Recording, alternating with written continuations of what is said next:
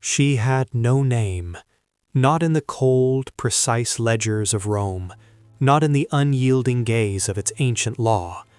On the wax tablets, meticulously itemizing the assets of a Roman senator in 47 BCE, she appeared simply as puella gravida, the pregnant girl, a stark, almost administrative note.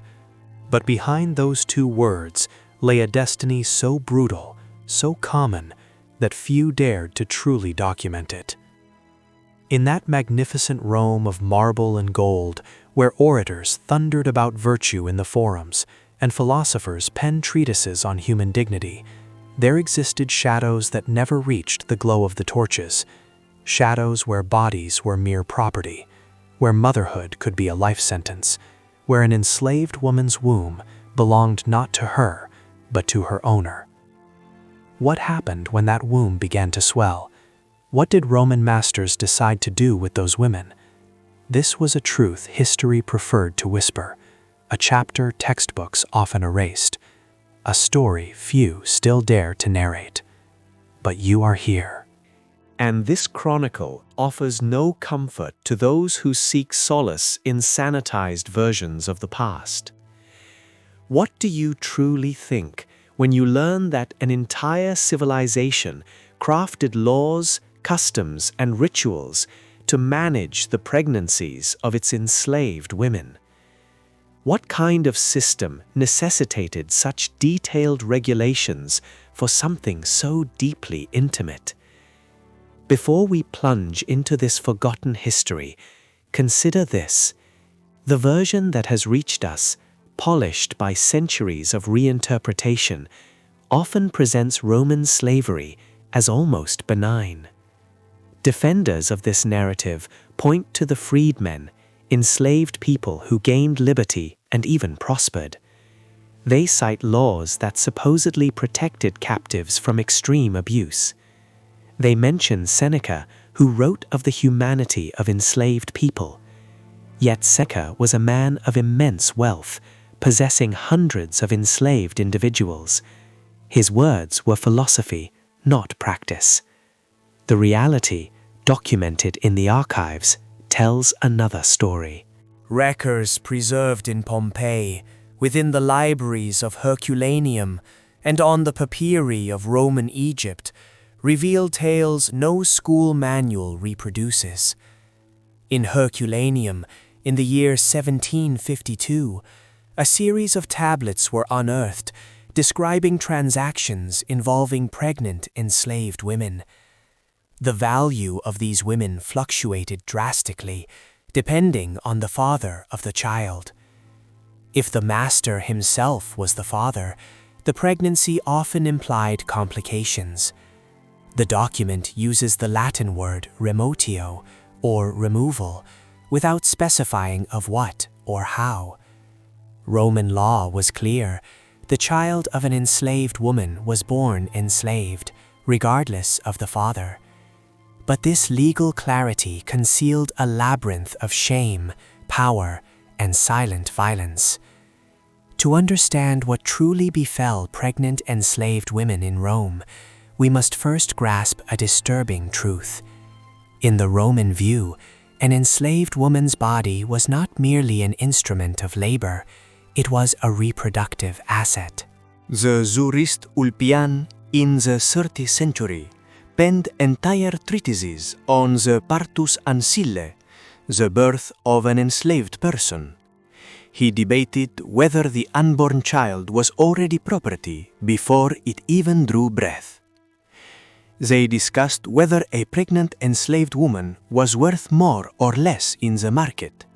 There were price tables, contracts that specified what would happen if an enslaved woman became pregnant during a rental period.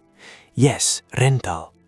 Enslaved women were frequently leased between owners, and surviving contracts show specific clauses concerning pregnancy.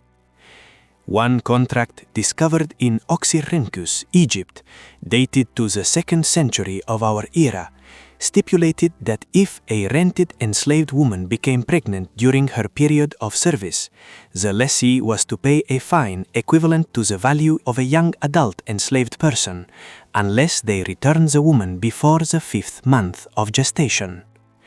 Unless they returned her before the 5th month. This seemingly bureaucratic phrase hides a cold calculation. The 5th month was the limit. After that, other options became riskier, more costly, more definitive. What happened when the enslaved woman was returned? The documents remain silent, but that silence in this case is deafening. There were instances, however, where pregnancy resulted from what the Romans called consuetudo, the custom, the habit, an elegant euphemism for relationships between masters and enslaved women that lasted years, sometimes decades.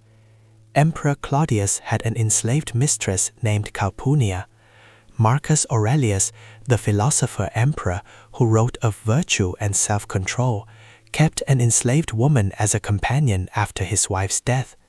Cato, the moralist who decried Roman decadence, sold elderly enslaved people as if they were old furniture, and records suggest that some enslaved women he owned simply vanished from inventories after becoming pregnant. When the child was the master's, the situation became particularly delicate.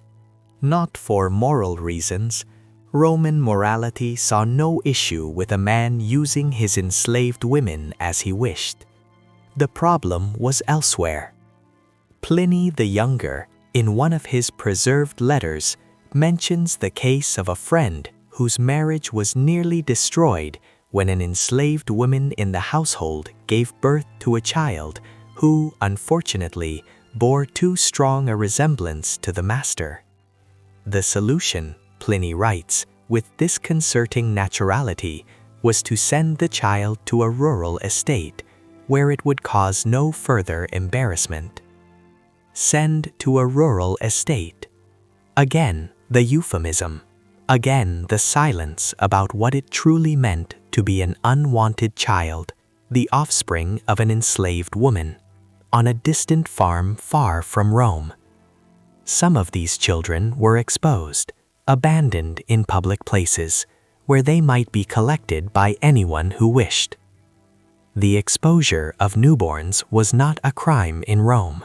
It was a right of the pater familias, the head of the household, who held absolute power over everyone under his roof, including the power to decide who would live and who would be left to die. Pause for a moment and consider this. A man could legally decide that his own child, though born of an enslaved woman, did not deserve to live, and the mother? She had no voice whatsoever. But exposure was only one possibility, and perhaps not even the most common. The physician Soranus of Ephesus, who practiced in Rome in the 2nd century, wrote a treatise on gynecology that survives to this day. In it, Soranus describes with clinical precision various methods to prevent the seed from developing or to bring down that which has been retained. His readers, he makes clear, were primarily midwives attending wealthy families, families with enslaved women. Soranus lists ingredients ranging from honey and olive oil to substances we now know to be toxic. He mentions that certain interventions should only be performed by experienced professionals, as the risk to the woman is considerable. He does not specify, however, whether the decision to subject an enslaved woman to such procedures rested with her or with her owner. The answer, of course, was obvious to any Roman. The enslaved woman decided nothing. Her body was not hers. Her womb was not hers. The child she carried was not hers. Archaeologists have uncovered remains in the latrines of Roman villas that tell stories no text preserved. Tiny bones, fetuses at various stages of development. Modern forensic science can determine gestational age, but it cannot answer the most terrifying question: how many of these losses were natural, and how many were facilitated? The historian Kit Bradley, a specialist in Roman slavery, observed that birth records for enslaved people on large estates show statistically impossible patterns. Few pregnancies reached full term. Few children survive their first year. The numbers simply do not align with what would be biologically expected. The mathematics of cruelty is unforgiving. It reveals what words attempted to hide. Not all children born to enslaved women were rejected. Some were kept, raised, even valued. Romans had a word for enslaved people born within the household, verne. These were considered more trustworthy, more loyal, more valuable than enslaved people purchased on the market. After all, they knew no other world. Slavery had been their only reality from their very first breath. Some masters treated their verne with something that could be mistaken for affection. There are Roman epitaphs where owners mourn the death of enslaved people born in their homes, describing them as almost children. There are wills that free verne after the master's death. But even this apparent kindness concealed a ruthless economic logic. A verne was a long-term investment. An enslaved woman who produced healthy children was more valuable. A master who raised his own enslaved people saved fortunes compared to those who depended on the market. Columella, in his 1st century treatise on agriculture, recommended that owners of large estates encourage their enslaved women to have children. He suggested offering small rewards, extra rest, additional food, even the promise of freedom after a certain number of births. An enslaved woman who has given birth to 3 children, he writes, deserves to be exempt from heavy labor. One who has given 4 may be considered for manumission. 4 children, 4 human beings born into slavery, raised to serve, bought and sold like cattle. This was the price of freedom for an enslaved mother. And even then, it was merely a possibility, not a guarantee. Motherhood, celebrated as sacred in other cultures, became in Rome yet another instrument of control. The hope of Mutnai seeing their children free kept enslaved women submissive. The fear of losing their children, sold, separated, sent to the hope of Mutnai seeing their children free kept enslaved women submissive. The fear of losing their children, sold, separated, sent to distant places, ensured absolute obedience. Can you imagine bringing a life into the world, knowing that this life would never truly be yours? That your child could be torn from your arms at any moment, for any reason, or for no reason at all? What makes this story even more disturbing is realizing how much of it was deliberately erased. Romans were obsessive documentarians.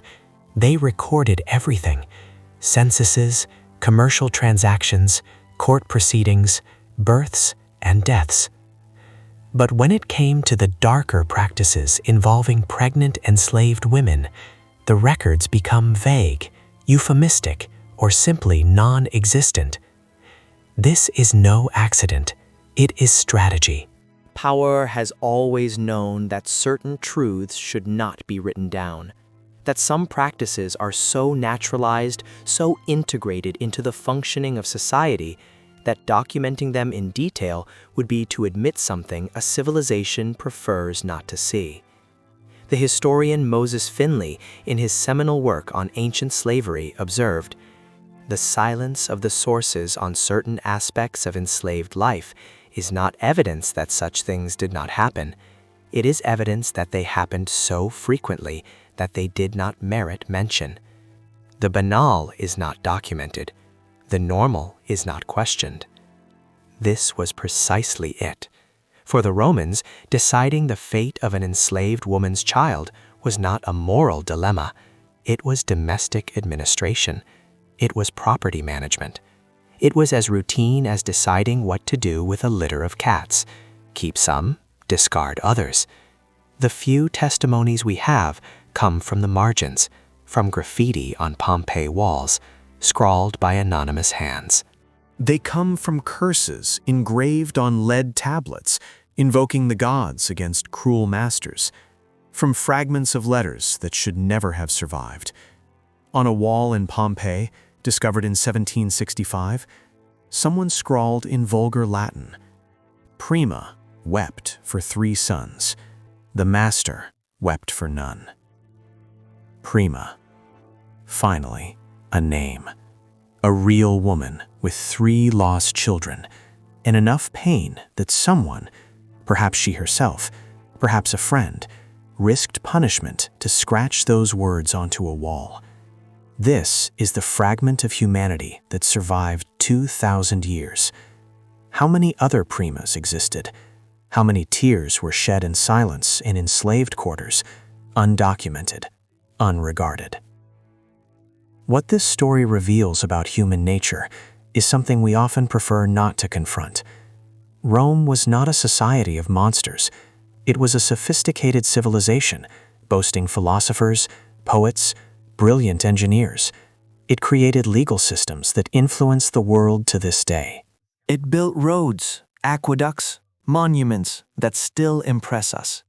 Yet, at the same time, it normalized practices we now consider unthinkable. Not out of exceptional malice, but out of systematic convenience, collective acceptance, and complicit silence. As the historian Orlando Patterson wrote, "Slavery is not an aberration in human history, it is a constant. What is exceptional is not slavery, but its abolition. And even when formally abolished, it finds ways to persist under other names, other mechanisms, other justifications. The dehumanizing mechanisms that allowed a Roman to decide the fate of his enslaved woman's child did not disappear. They transformed, adapted, found new targets, new victims, new justifications. When a society defines certain bodies as less valuable, certain wombs as not belonging to those who carry them, certain lives as disposable for economic or social convenience, it needs no formal decrees to perpetuate cruelty. Silence is enough. Normalization is enough. Averting one's gaze is enough. The Romans did not see themselves as cruel. They saw themselves as practical, civilized, superior. And it is precisely there that the danger lies. The most enduring cruelty is not that which recognizes itself as such, but that which disguises itself as normality. 2,000 years have passed since Prima wept for her 3 lost sons. The Roman Empire fell. Its statues were toppled. Its temples crumbled into ruins.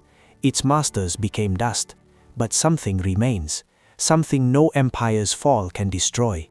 The human capacity to turn people into property, to decide who deserves to live and who can be discarded, to build entire systems, legal, economic, social, to justify the unjustifiable.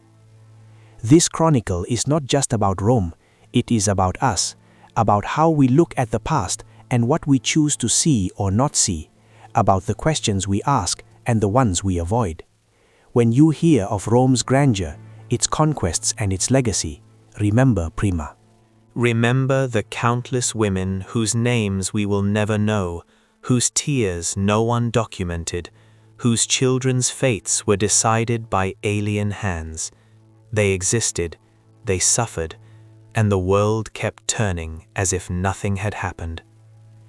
Have these horrors truly remained in the past, or have they merely changed form, name, and address? And what do we choose not to see today? Power, in any age, always finds a way to sanctify its own sin.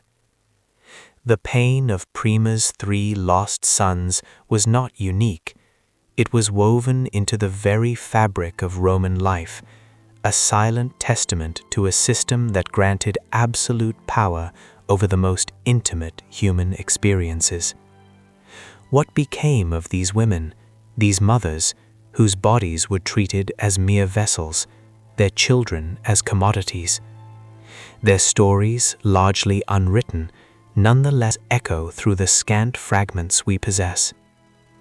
When a child was removed, a chillingly vague term, It rarely meant compassionate adoption. More often, it meant the stark reality of exposure. Imagine the mother, freshly delivered, her body still aching from travail, knowing her newborn might be left on a refuse heap, at a column's base, or outside the city walls. This was not desperation, but a legal prerogative of the paterfamilias, who held the right to raise or not raise the child. To expose was to declare this new life held no value, no place, no claim to humanity. The exposed baby became an object, a potential foundling for others to exploit, or simply to die. For the enslaved mother, this severance was absolute. Her child, her flesh and blood, simply gone. The legal framework allowed no recourse, no mourning. She was expected to return to duties, her productivity unimpaired. Any visible grief would be seen as insubordination. Sometimes the child wasn't exposed, but sent away to a distant rural estate. This offered a slightly different, yet equally devastating separation. The master might justify it as mercy, sparing the child a visible presence in the main household. But for the mother, it was a living death. Her child existed somewhere, performing labor, growing up under a different overseer, perhaps never to be seen again. The faint hope of reunion was a cruel mirage. The bonds of motherhood, universal and primal, were systematically severed, leaving an unquantifiable void. This constant threat of separation, this absolute lack of control over one's progeny, served as a potent tool. It guaranteed obedience. It instilled a fear deeper than any lash, for what greater terror could there be than knowing your child, your only legacy, could be stripped from you at a whim? And what of the vernae, the children who were kept? Born into the master's household, they often found themselves in an ambiguous state. While legally enslaved, their proximity to the family sometimes fostered a peculiar conditional affection. They might receive specialized training, educated alongside the master's children in skills like accounting, medicine, or tutoring. Some served as personal attendants, confidants, or nurses to the master's own offspring. This intimate coexistence blurred lines, creating a facade of familial belonging that was at its core a brutal deception. A master might refer to a verna as dear or loyal, bestow small gifts, or even grant manumission in his will. Yet at any moment, this dear individual could be sold, transferred, or punished without question. Their humanity was always secondary to their status as property. The economic imperative was paramount. Columela's advice to incentivize enslaved women to breed was not kindness, but shrewd business. Each birth was a potential new asset, an addition to the master's human capital. The cost of raising an enslaved child was an investment, yielding returns in future labor or sale. Every consideration was filtered through ownership and profit. Even medical interventions, like those described by Serranus, were not for the enslaved woman's benefit. If she became pregnant by someone other than the master, or if the timing was inconvenient, abortion might be facilitated. The choice was never hers. The risk, Serranus noted, was considerable, a risk borne solely by the enslaved woman, her life deemed expendable for the master's convenience. The Roman legal system, complex and sophisticated, offered few genuine protections for the enslaved. While some laws ostensibly curbed extreme cruelty, they were rarely enforced, especially regarding private household decisions. The privacy of the household shielded atrocities, allowing them to flourish unwitnessed and unpunished. This denial of agency, This reduction of a human being to a reproductive unit did not end with the fall of Rome. The mechanisms of justification, the convenient blindness to suffering, the redefinition of persons as commodities, these lessons were learned, adapted, and reapplied throughout history. The silent screams of enslaved mothers, the quiet disappearances of their children, these are not mere historical footnotes. They are a stark reminder of the inherent dangers when a society prioritizes power and profit over fundamental human dignity. The echoes of their suffering persist, urging us to examine the hidden cruelties that still masquerade as normal in our own age. The legacy of Prima and countless other unnamed women is not just a tale of ancient cruelty. It is a mirror reflecting how societies throughout history have rationalized the dehumanization of some for the benefit of others. The intricate web of Roman laws, social norms, and economic drivers that govern the lives and bodies of enslaved mothers reveals a chilling blueprint for systemic oppression. Consider the psychological toll on these women. To live in perpetual fear of loss, to bear children knowing they might be snatched away, to have one's body reduced to a breeding machine, this was a daily horror. The internal landscape of an enslaved mother was a battleground of suppressed grief, silent rebellion, and a relentless struggle to maintain some shred of self in a world determined to deny it. Their resilience, though often invisible to historical records, must have been immense. Small acts of defiance, hushed words of comfort shared among fellow enslaved women, the clandestine preservation of memories, these were their quiet triumphs against an overwhelming tide of subjugation. The very concept of family was warped for the enslaved. While masters often encouraged the formation of familial units among enslaved people, seeing it as a means of control and reproduction, these bonds were inherently fragile. A master could sell a husband, a wife, or a child at any moment, severing these ties without legal or moral consequence. This constant fragmentation created a pervasive insecurity, undermining any attempt at stable community among the enslaved. It ensured that loyalty, if it existed at all, was primarily directed upwards, towards the master, whose whim determined their fate. The Roman elite, who crafted these systems, saw themselves as enlightened and civilized. They penned epic poems, built magnificent structures, and debated profound philosophical questions. Yet their grandeur was built upon the backs of millions, their comfort sustained by institutionalized brutality. This stark dichotomy is crucial for understanding not just Rome, but the nature of power itself. It demonstrates how easily even the most sophisticated cultures can compartmentalize morality, applying lofty ideals to one group while denying basic humanity to another. The ability to create such a profound disconnect between one's proclaimed values and one's actual practices is a testament to the insidious power of ingrained prejudice and economic self-interest.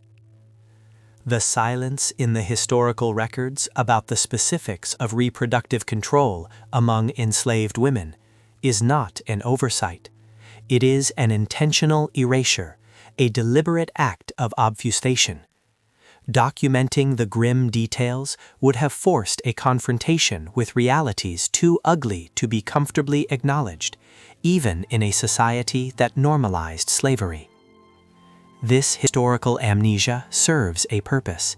It allows future generations to romanticize the past, to overlook the systemic injustices that underpinned grand civilizations. It permits us to marvel at the achievements without grappling with the human cost. But true understanding demands that we look into these shadowed corners, that we listen to the unheard voices. The patterns we see in ancient Rome, the commodification of bodies, the control over reproduction, the systematic breaking of familial bonds, the psychological manipulation, the convenient silences, are not confined to antiquity. They resurface, disturbingly familiar, in various forms throughout history and even in contemporary societies. From forced sterilization programs in the 20th century to modern-day human trafficking, from exploitative labor practices that deny basic rights to marginalized communities, to the systemic devaluation of certain lives for economic gain, the echoes are undeniable. The language may change, the justifications may evolve, but the core mechanism of reducing a human being to a resource remains hauntingly consistent. This story of Puella Gravida is not just a historical curiosity, it is a profound lesson in ethical responsibility. It challenges us to critically examine our own systems, our own assumptions, and the hidden injustices that might be normalized in our present day. What are the Puella Gravida stories of our time? What bodies are currently being treated as disposable assets? What choices are being made for individuals without their consent, justified by economic or social convenience? The education from history is not merely about facts and dates, but about understanding the enduring patterns of human behavior. It compels us to ask difficult questions about power, privilege, and the profound moral compromises societies make. It is a call to recognize that the greatest dangers often lie not in overt malice, but in the slow, creeping normalization of injustice. Prima wept for 3 sons. Her tears 2,000 years ago are a timeless reminder that true progress lies not in technological advancement or architectural grandeur, but in the unwavering commitment to universal human dignity. We must never allow the convenience of power to silence the cries of the vulnerable, or to erase the truth from our collective memory. The past, in its raw, unvarnished form, holds the keys to understanding our present and safeguarding our future.